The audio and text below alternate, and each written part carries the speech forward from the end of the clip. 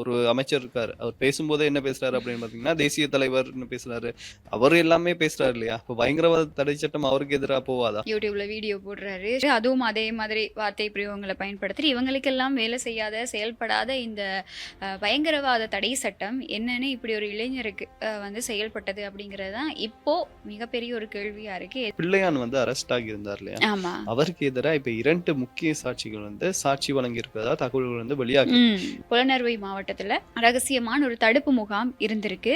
அங்கதான் இந்த கிழக்கு மாகாண முன்னாள் முதலமைச்சர் கடத்தப்பட்டு அங்க வச்சுதான் கொலை செய்யப்பட்டிருக்காரு. ரணில் விக்ரமசிங்க இருக்காரு இல்லையா? ஆமா. அவரும் திறமையானவர்.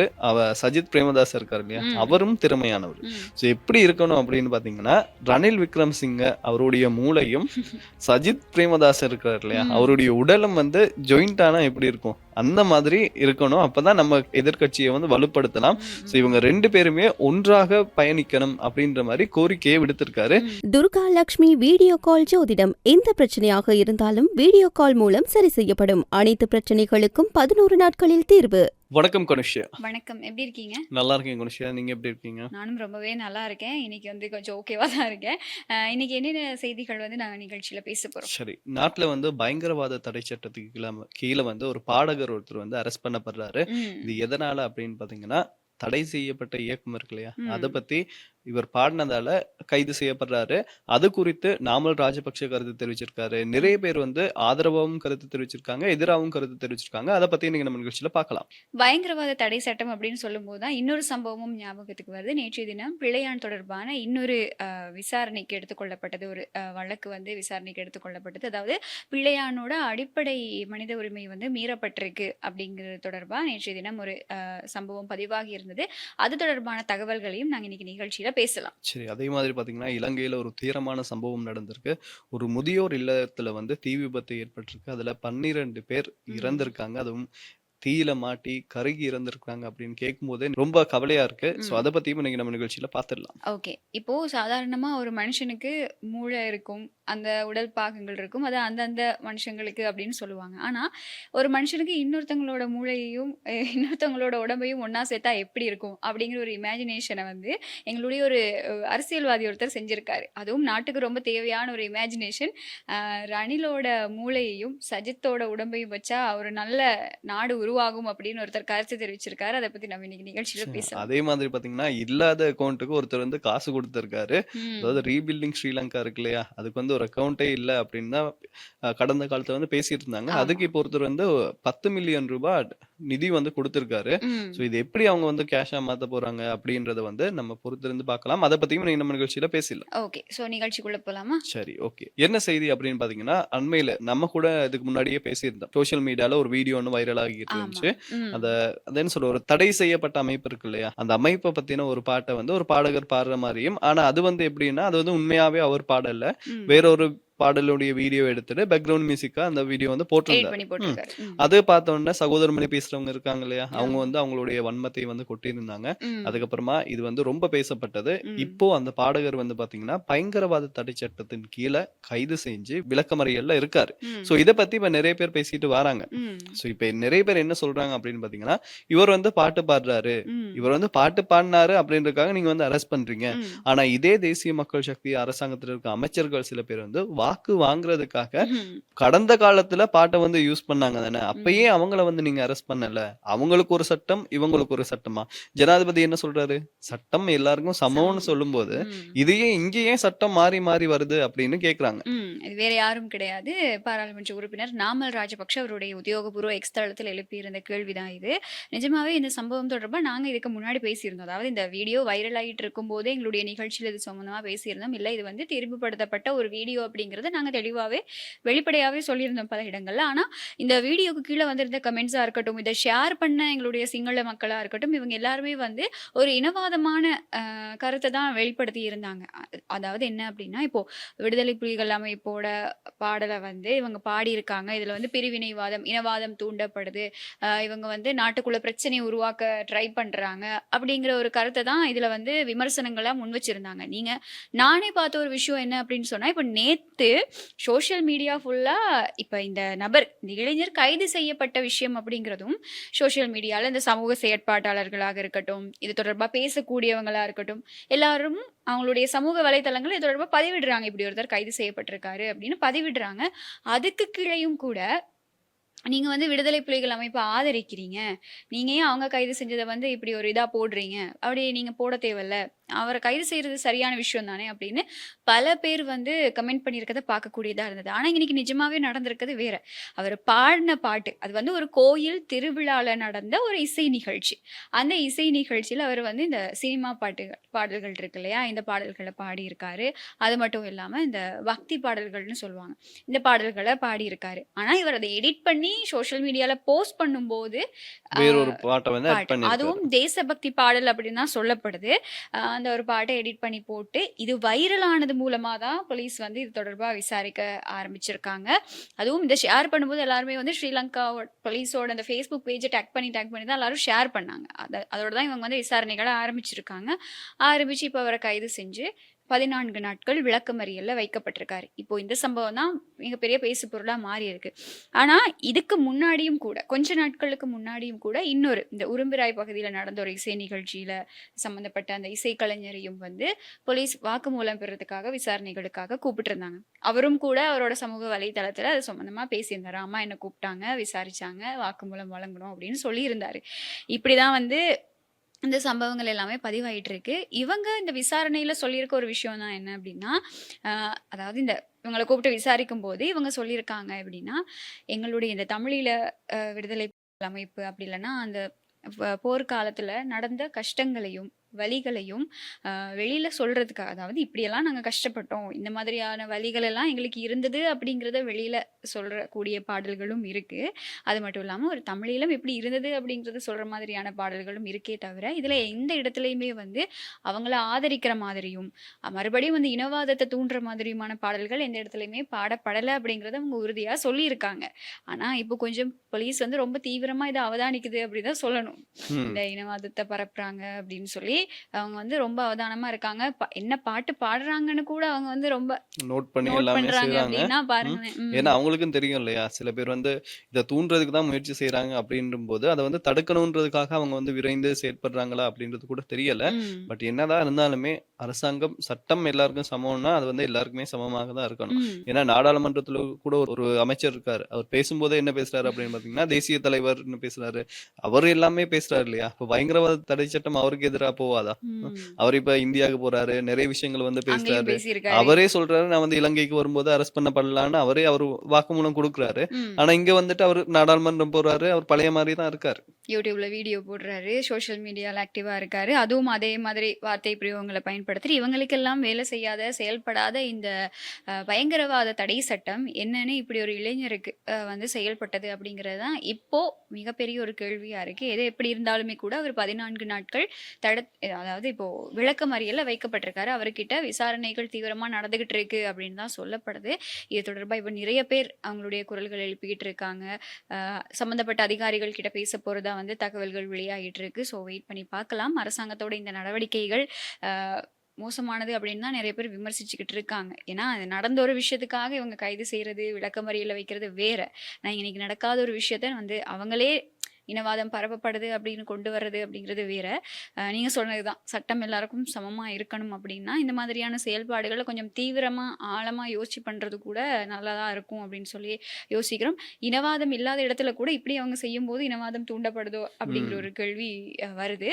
ஸோ பார்க்கலாம் அடுத்து 14 நாட்களுக்கு அப்புறம் இவங்க என்ன மாதிரி இதாக போறாங்க அப்படின்னு சொல்லி. மற்றது அடிக்கடி இந்த மாதிரியான கைதுகள் நடக்கும் போதும், இந்த மாதிரியான விசாரணைகள் நடக்கும் போதும் இதுதான் மக்களுக்குள்ள ஒரு மைண்ட் செட்டை கொண்டு வருமோ அதாவது இன்னும் நிலைமை மாறலையா? அதே நிலைமை தான் தொடர்ந்து இருக்கா? அப்படின்ற மாரி ஒரு கேள்வி ஒண்ணு ஆமா. வரும் இல்லையா?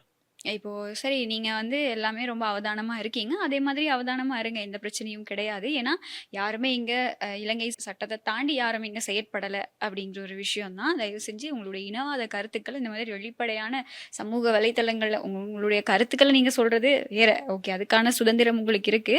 ஆனா அந்த இனவாதத்த வெளிப்படுத்துற மாதிரியான கருத்துக்கள் வரும்போது, அது இன்னும் இன்னும் நாட்டுக்குள்ள ஒரு மிகப்பெரிய பிரச்சனையா மாறும் அப்படிங்கிறது தான்.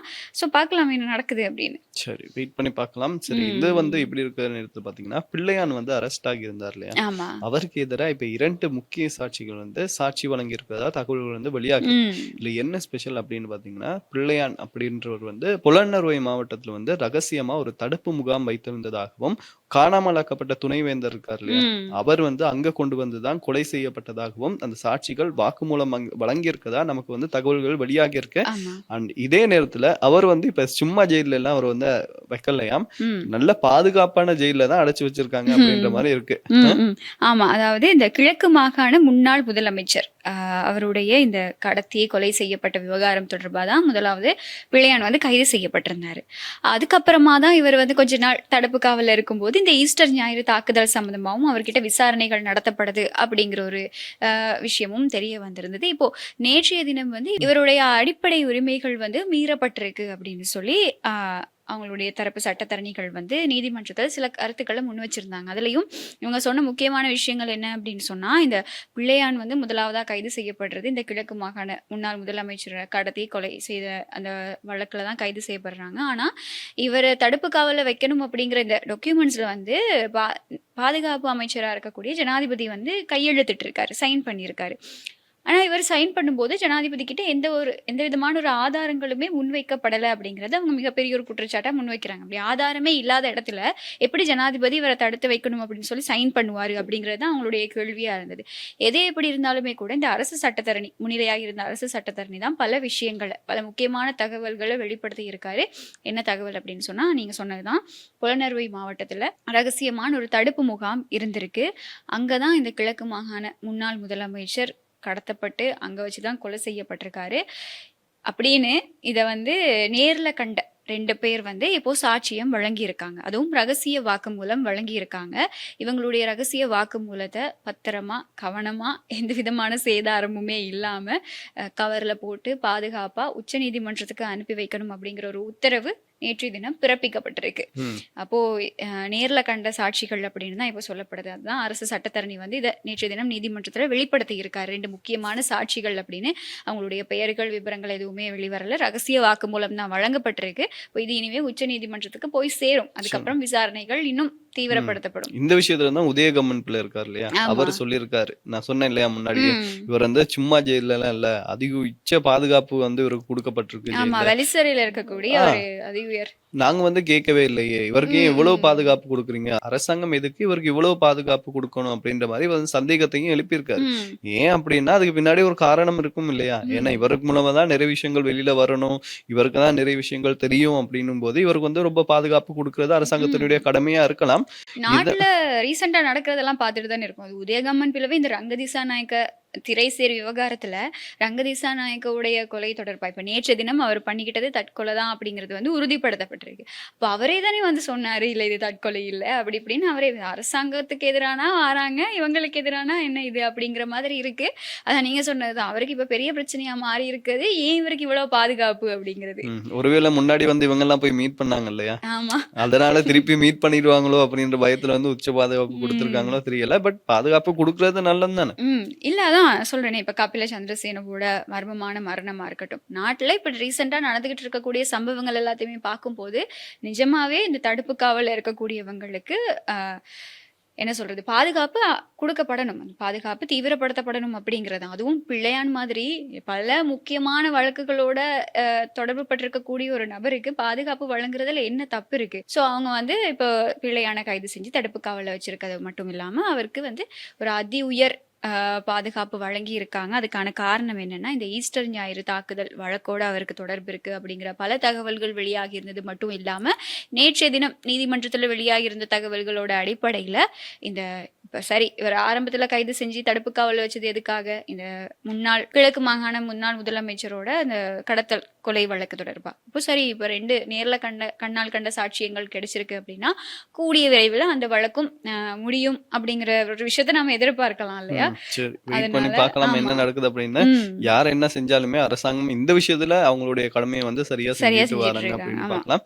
இது இப்படி இருக்க நேரத்துல கனுஷா, நேத்து வந்து இலங்கையில ஒரு அது என்ன சொல்ல ஒரு துயரமான சம்பவம் ஒண்ணு ஒண்ணு நடந்திருக்கு. ம். வந்து ஒரு முதியோர் இல்லத்துல வந்து ஒரு தீ விபத்து ஒண்ணு நடந்திருக்கு. நடந்திருந்தது. அது ஆமா. வந்து அங்குருவா தொட்ட அப்படின்ற ஒரு பகுதியில தான் அந்த ம். முதியோர் இல்லம் வந்து இருக்கு. ம். மொத்தமா 72 முதியோர்கள் அங்க இருக்காங்கன்னு சொல்லியிருக்காங்க. ஆமா. அதுல பாத்தீங்கன்னா இப்ப 12 பேர் வந்து உயிரிழந்திருக்காங்க. அதுவும் அந்த ம். தீயில சிக்கி உடல் கருகி வந்து அவங்க உயிரிழந்திருக்கிறதா தகவல்கள் வந்து வெளியாகி வெளியாகி இருக்கு. இருந்தது. ஆமா. இது ரொம்பவே கவலையான விஷயம் அப்படின்னு ம். சொல்லலாம். அதுல ஏன் அப்படின்னு பாத்தீங்கன்னா, அந்த முதியவர்களோட சில மனநலம் பாதிக்கப்பட்டவங்க இருக்காங்க இல்லையா? ம். அவங்களும் உள்ள இருந்ததாகவும் தகவல்கள் வந்து வெளியாகி இருக்கு. ம். இது குறித்து தான் இப்ப இலங்கையில நிறைய பேர் வந்து பேசிக்கிட்டு இருக்காங்க. அது ஒரு தீ விபத்துல அந்த வயசானவங்க அவங்களே முடியாம தான் பிள்ளைகள் வந்து பார்க்க முடியாம தான் அந்த முதியோர் இல்லத்துல வந்து சேர்த்திருப்பாங்க. அவங்களுக்கு இப்படி ஒரு நிலைமையா அப்படின்னு தான் ஆமா. இன்னைக்கு எல்லாருமே பேசிக்கிட்டு இருக்காங்க. ம்.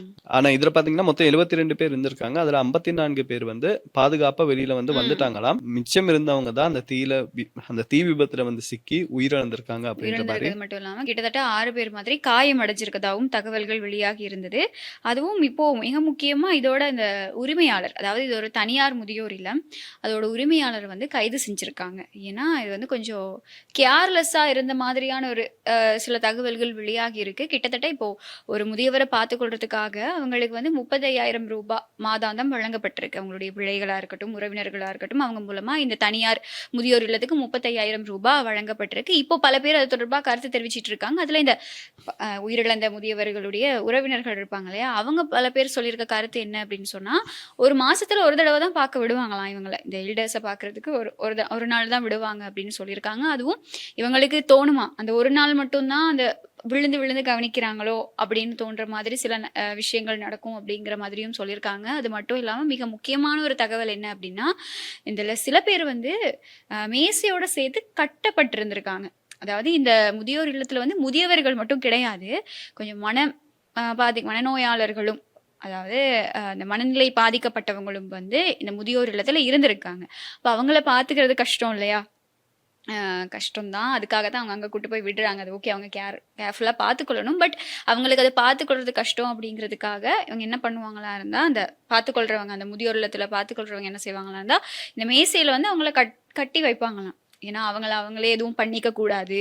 அவங்கனால மத்தவங்களுக்கு தொல்லையா இருக்கக்கூடாது அப்படிங்கிறதுக்காக மேசையோட சேர்த்து கட்டி வச்சிருப்பாங்களாம். பரிதாபமா இந்த தீ விபத்துல உயிரிழந்தவங்க பல பேர் இந்த மாதிரி கட்டப்பட்ட நிலையில இருந்தவங்க தான் அப்படின்னு சொல்லி ஒரு தகவல் வெளியாகி இருக்கு. இது கேட்கும்போதே ரொம்ப கஷ்டமா இருக்கு. ஏன்னா அந்த நிஜமாவே. அவங்க அதை இவ்வளவு வலிய வந்து ஃபீல் பண்ணிருப்பாங்களே இறக்கும்போது. ஆமா. ஒரு சாதாரணமா அந்த இயற்கை மரணம் அப்படிங்கிறத தாண்டி தீயில எரிஞ்சு, அதுவும் அவங்கள நீங்க சொன்னதுதான், பார்த்துக்கிறதுக்கு யாரும் இல்ல, பராமரிப்பாளர்கள் இல்ல அப்படிங்கிறதுக்காக தான் அவங்க அங்க போயிருப்பாங்க. விடுறாங்க. அங்க கூட அவங்க நிம்மதியா இல்லாம இல்லாம இப்படி ஒரு மத்தது இது வந்து கொஞ்சம் பிரபலமான ஒரு முதியோர் இல்லம். நாங்க அந்த சோஷியல் மீடியா எடுத்தாலே இவங்களுடைய வீடியோஸ், இவங்களுடைய சின்ன சின்ன இந்த வயசானா சில பேர் வந்து சின்ன பிள்ளைங்களா மாறுவாங்க இல்லையா? அந்த மாதிரி அவங்க பண்ணக்கூடிய ஒரு சில விஷயங்கள் எல்லாமே வந்து அந்த முதியோர் இல்லத்துல அந்த உரிமையாளர் மூலமா வீடியோஸ் எல்லாம் எடுத்து சோஷியல் மீடியால போடுறத நானும் கூட பல வீடியோஸ் பார்த்துருக்கேன்.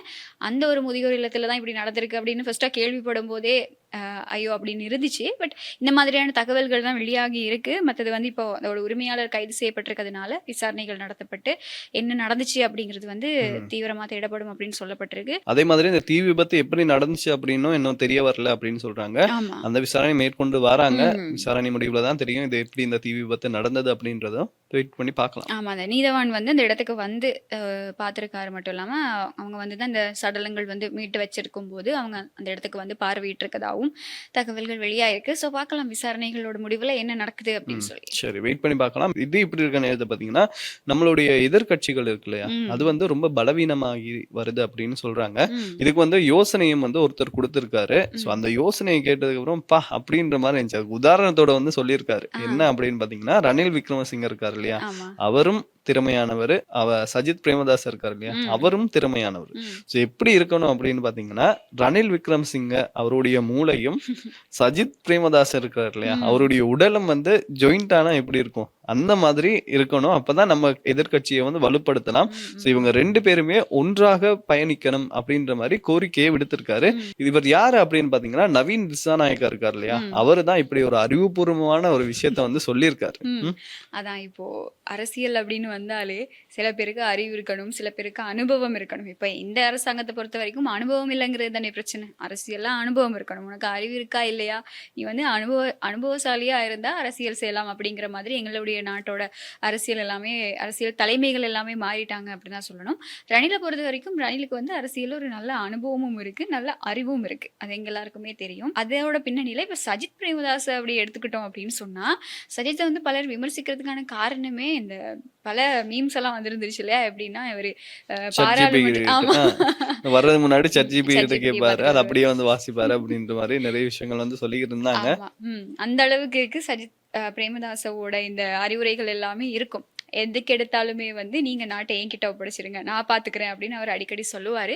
ஸோ இப்படி இருக்கக்கூடிய பின்னணியில ஆனா எனக்குமே ஒரு விஷயம் தோணுச்சு. இப்போ ஆரம்பத்துல இருந்து இந்த இந்த அரசாங்கம் ஆட்சிக்கு வர்றதுக்கு முதல்லையா இருக்கட்டும், அப்படி இல்லைன்னா ஆட்சிக்கு வந்து புதுசுலையா இருக்கட்டும், எல்லா சந்தர்ப்பங்களையுமே வந்து என்ன சொல்லுவாங்க அப்படின்னா இந்த சஜித் பிரேமதாச மிக முக்கியமான வழக்குகள் அப்படின்னு சொல்லப்படக்கூடிய இந்த ஈஸ்டர் ஞாயிறு வழக்கு இருக்கு. அது மட்டும் இல்லாம இந்த மத்திய வங்கி பிணை முறி மோசடி வழக்கு இருக்கு இல்லையா?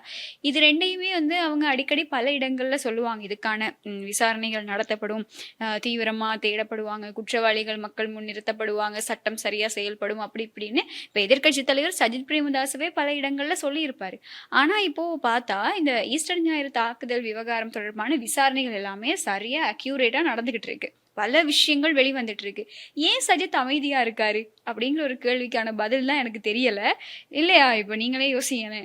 ஆரம்பத்துல எல்லாம் நீங்க விசாரிங்க, தேடுங்க அப்படின்னு சொல்லிட்டு இருந்தவர் ஏன் இப்போ அமைதியா இருக்காரு? ஏன்னா அவங்க வந்து வேலை செய்ய ஆரம்பிச்சுட்டாங்க இல்லையா? சோ அதனால இவர் வந்து அமைதியா இருக்காருன்னு தெரியல. இப்பதான் இன்னொன்னு கொண்டு வந்துட்டாங்களே, மாகாண சபையை வந்து நடத்துங்க அப்படின்ற ஆமா மாதிரி. ஆமா ஒரு பிரச்சனை முடிஞ்சோம்னா இன்னொரு பிரச்சனையை வந்து கொண்டு வந்துருவாங்க. கவலை என்னன்னா இதுக்கு இவங்களுக்கு பாயிண்ட் எடுத்து கொடுக்கறதே எங்களோட அரசாங்கத்தில் இருக்கிற பல பேர் தான் அப்படிங்கிறது தான் இதுல இருக்கக்கூடிய மிக பெரிய கவலையே. நீங்க சொல்ற மாதிரி தான் இப்போ ஒரு கொஞ்ச நாளைக்கு இந்த நிலக்கரி ஊழல் விவகாரத்தை பிடிச்சிட்டு பிரச்சனையாக்கிட்டு இருந்தாங்க. இப்போ மாகாண சபை தேர்தலை நடத்துங்க. ஏன்னா இப்ப டில்வின் சில்வா அப்படி ஒரு கருத்தை சொல்லிட்டாரு. அதாவது மாகாண சபை தேர்தல் இந்த வருஷம் நடக்காது, அதுக்கான காசு இல்ல, டித்வா புயலால பாதிக்கப்பட்டவங்களுக்கு நிவாரணம் வழங்கினதுனால எங்க கிட்ட காசு இல்லை அப்படின்னு சொல்லியிருப்பாரு. ஆனா அதுக்கப்புறம் தேர்தல்கள் ஆணைக்குழு ஒரு அறிவிப்பை வெளியிட்டு இருந்தாங்க. அதெல்லாம் இல்ல, ஒதுக்கப்பட்ட தொகை இருக்கு, மாகாண சபை தேர்தலை எப்ப வேணாலும் நடத்தலாம், நாளைக்கு நடத்துறதுனா கூட அதுக்கு நாங்க தயாரா தான் இருக்கோம் அப்படின்னு சொல்லி தேர்தல்கள் ஆணைக்குழு சொல்லியிருந்தாங்க.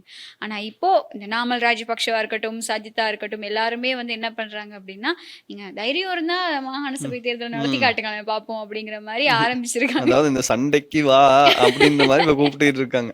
அரசாங்கம் வந்து சரியா வேலையை செய்யும் போது வேறொரு அது என்ன சொல்ற டிஸ்ட்ராக்ட் பண்ணுவாங்கன்னு சொல்லுவாங்க இல்லையா? அதே மாதிரி விஷயங்கள் தான் இப்ப எதிர்கட்சிகள் வந்து பண்ணிக்கிட்டு இருக்காங்க. ஆமா, அதே மாதிரி இப்ப இந்த வசீல் ராஜபக்ஷ, கோட்டாபே ராஜபக்ஷவுக்கு எதிரான வழக்குகள், மஹிந்த ராஜபக்ஷவுக்கு எதிரான வழக்கு, நாமல், அதே மாதிரி இப்போ இந்த ஈஸ்டர் ஞாயிறு தாக்குதல் விவகாரம் அப்படி இப்படின்னு சொல்லி கிட்டத்தட்ட இந்த பிணை மோசடி வழக்குகளும் வந்து ரொம்ப தீவிரமா நடந்துகிட்டு இருக்கு. அப்படிங்கிறதுனால யாருமே இப்ப கொஞ்சம் இதை பத்தி கதைக்கிறது கிடையாது. எல்லா எதிர்கட்சிகள்லாம் அப்படியே சைலண்ட் ஆகி கொஞ்சம் ஒரு மாதிரி அமைதியா ஷட் டவுன் ஆகி இருக்காங்க. அதுக்கான ரீசன் என்னன்னு தான் தெரியல. ஒருவேளை உண்மை வெளிவந்துருமோ அப்படின்னு பயப்படுறாங்களா, அப்படி இல்லைன்னா இதை என்ன பண்ணி நீங்க சொல்ற மாதிரி இதை என்ன பண்ணி இல்லாம பண்ணலாம் அப்படின்னு யோசிக்கிறாங்களா அப்படின்னு தெரியல. எது எப்படி இருந்தாலுமே ரணில மூளையும் சஜித்ரோடவும் சேர்ந்தா எப்படி இருக்கும் எதிர்கட்சி அப்படிங்கிறது எங்களுக்கும் நல்லாவே தெரியும். சூப்பராவே தெரியுது. அது பாக்கலாம் என்ன நடக்க போகுது அப்படின்னு தெரியல. சில வேளை ரெண்டு பேரும் ஒன்றிணைஞ்சிருவாங்களா அப்படின்னு தெரியல. எதிர்காலத்துக்கு தான் தெரியும். வெயிட் பண்ணி பார்க்கலாம் என்ன நடக்குது அப்படின்னு. ஒன்றிணைந்தாலும் பார்க்கலாம் என்ன நடக்குது அப்படின்னு சொல்லி. ஸோ இப்படி இருக்கக்கூடிய பட்சத்துல இந்த ரீபில்டிங் ஸ்ரீலங்காவுக்கு என்ன நடந்தது அப்படிங்கிறது தான் இன்னைக்கு நாள்ல இருக்கக்கூடிய ஒரு மிகப்பெரிய கேள்வி. அது அந்த மேப்ல இருந்து அத்திப்பட்டி எப்படி காணாம போச்சோ அதே மாதிரி ரீபில்டிங் ஸ்ரீலங்காக்கு என்ன ஆச்சு, அக்கௌண்டே இல்ல அப்படின்ற மாதிரி இருக்கு. அதே மாதிரி அப்ப வந்த காசெல்லாம் எங்க அப்படின்ற மாதிரி டவுட் வந்திருக்கு. சரி அக்கௌண்டே இல்லைன்னா அப்ப வந்த காசெல்லாம் இவங்க என்ன பண்ணாங்க? டித்வா புயலுக்கு அந்த காசை வந்து ஒதுக்கிட்டதால மாகாண சபை தேர்தலை முடிக்கலன்றாங்க. ஆனா ரீபில்டிங் ஸ்ரீலங்காக்கு நிறைய பேர் வந்து காசு அனுப்பினதா இவங்களையே தான் சொல்றாங்க. இன்னும் அனுப்பிக்கிட்டு இருக்காங்க. காசு எங்க நிதிக்குழுல சொல்றாங்க ரீபில்டிங் ஸ்ரீலங்கா அக்கவுண்ட் இல்ல அப்படின்னு சொல்றாங்க. அதே மாதிரி பாத்தீங்கன்னா இன்னைக்கு ஒருத்தர் வந்து இதுக்கு 1 கோடி ரூபாய், அதாவது 10 மில்லியன் ரூபாய் காசு வேற கொடுத்திருக்காரு. சோ இந்த காசெல்லாம் வச்சு கவர்மெண்ட் என்ன பண்றாங்க அப்படின்ற மாதிரி ஒரு சந்தேகம் இருக்கு. இப்ப மக்கள் என்ன பேசிட்டு இருக்காங்க அப்படின்னு பாத்தீங்கன்னா, கடந்த காலத்துல செஞ்ச ஊழல் வந்து இப்பதானே வெளியில வருது.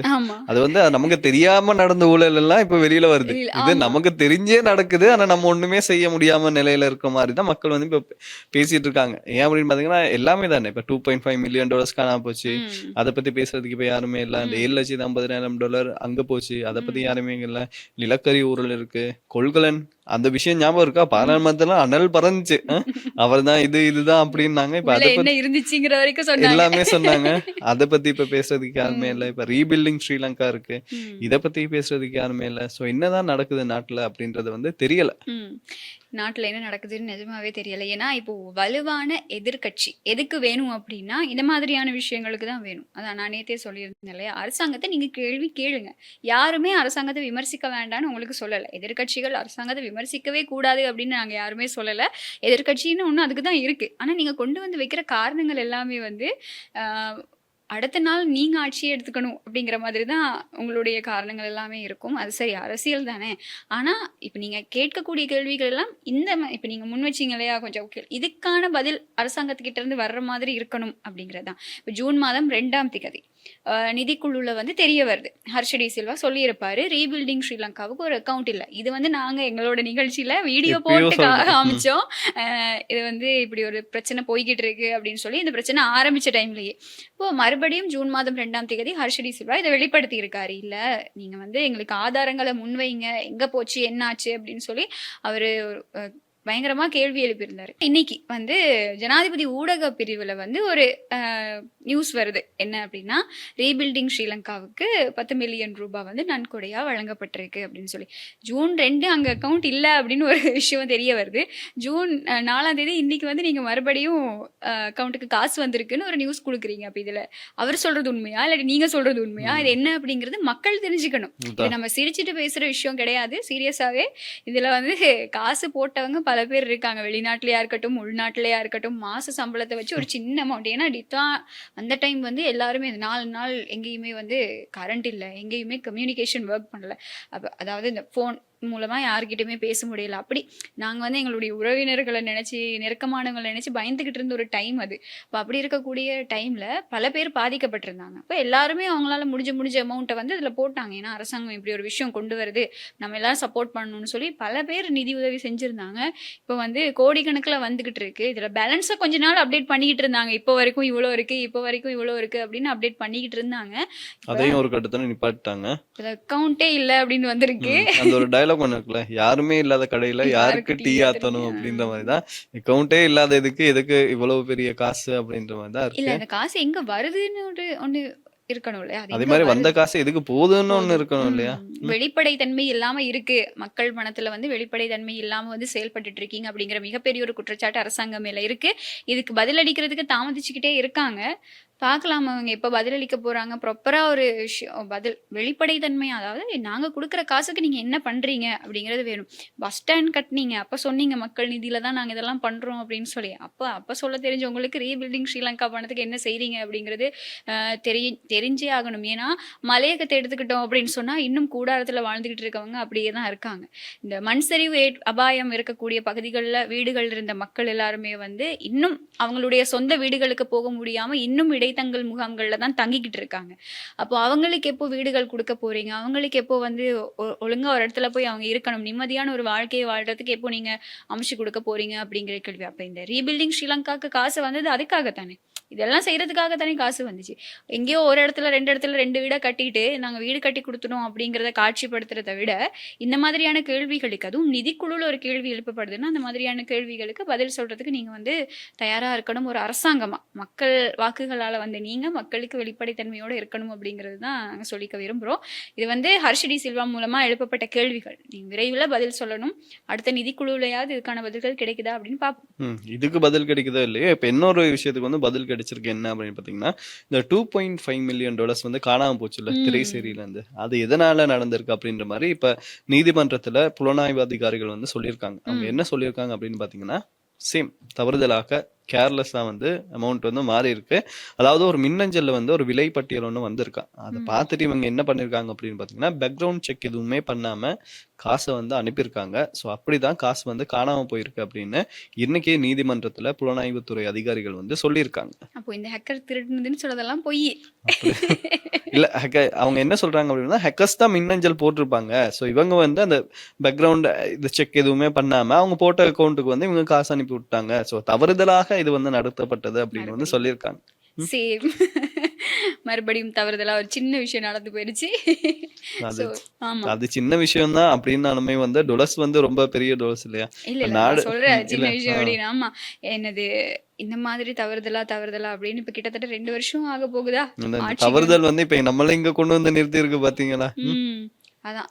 ஆட்சிக்கு வந்து 2 வருஷம் ஆகிருச்சு. தவறுதல் அப்படின்னு சொல்லி, இன்னும் எத்தன நாளைக்கு இத பண்ணிட்டு இருக்க போறாங்கன்னு தெரியல. நாட்டுல வந்து இப்போ நெருக்கடி, பொருளாதார நெருக்கடி அப்படிங்கிறது வந்து கொஞ்சம் கொஞ்சம் என்ன சொல்றது? விலை அதிகரிப்புகள் அதிகமாயிட்டு போகுது அப்படின்னு சொல்லி சில சிக்கல்கள் இருக்கு. இந்த மாதிரியான டைம்ல இப்படி தவறுதலா அனுப்பிட்டோம், மிஸ்டேக் ஆயிருச்சு அப்படி இப்படின்னு பதில் சொல்றது வந்து ஒரு நல்ல அரசாங்கத்துக்கு அழகில்ல அப்படின்னு தான் நினைக்கிறேன்.